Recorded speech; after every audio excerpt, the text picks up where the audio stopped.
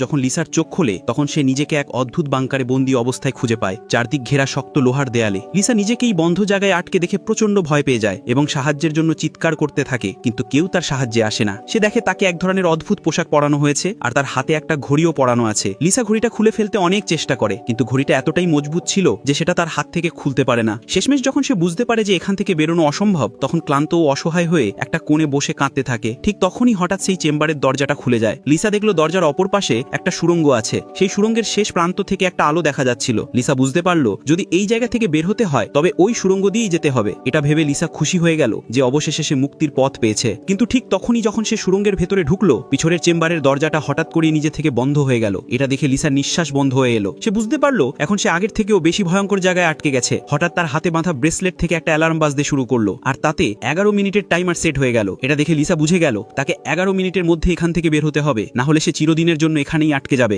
এই ভাবনা মাথায় আসতেই লিসা হাত পা ব্যবহার করে রেঙে রেঙে সেই আলোর দিকে এগোতে শুরু করলো। কিন্তু যতই সে আলোর কাছে যাচ্ছিল, সামনে থাকা সুড়ঙ্গের দরজাটা ধীরে ধীরে বন্ধ হতে শুরু করলো। এটা দেখে লিসা আরো দ্রুত এগিয়ে গেল, কিন্তু যখন সে দরজার একদম কাছে পৌঁছলো তখন দরজাটা পুরোপুরি বন্ধ হয়ে গেছে। লিসা বুঝতে পারছিল না এখন কি করবে। সে চিৎকার করে কাঁদতে লাগলো। তখন তার চোখে পড়লো দরজার পাশে দিয়ে একটা খুব সরু সুড়ঙ্গ, কিন্তু সেটা এতটাই সরু যে ওখান দিয়ে যাওয়া প্রায় অসম্ভব। তবুও লিসার সামনে আর কোনো উপায় ছিল না। সে সাহস করে সেই সরু সুড়ঙ্গের ভেতরে ঢুকে গেল এবং অনেক কষ্টের পর সেটা পেরিয়ে সামনে পৌঁছে গেল। সামনে এসে সে দেখলো একটা জায়গায় দুটো রাস্তা তৈরি, একটার পথ ওপরে যাচ্ছে আর একটা নিচে। লিসা ঠিক বুঝতে পারলো না কোনটায়। শেষ পর্যন্ত সে ওপরের পথটা বেছে নিয়ে হাঁটু গেড়ে এগোতে শুরু করলো, কিন্তু একটু যেতেই নিচের ফ্লোরটা উপরের দিকে উঠতে শুরু করলো। যদি সময় মতো না বেরোতে পারে তবে নিচের রাস্তা তাকে চেপে মেরে ফেলবে। ভয়ে লিসা যতটা সম্ভব দ্রুত এগোতে লাগলো। সে প্রায় পিষ্ট হতে যাচ্ছিল, ঠিক তখনই তার হাত সুড়ঙ্গের শেষে পৌঁছে গেল এবং দরজাটা পুরোপুরি বন্ধ হওয়ার আগেই লিসা প্রাণ বাঁচিয়ে বাইরে বের হতে পারলো। নিজেকে চাপা পড়া থেকে বাঁচিয়ে লিসা একদম নিয়ে স্বস্তির নিঃশ্বাস ফেললো, কিন্তু সে জানতো না এখান থেকেই তার বিপদের শুরু, কারণ সামনের পথ আরো ভয়ঙ্কর ছিল। ঠিক তখনই তার ঘড়িতে আবার অ্যালার্ম বাজলো।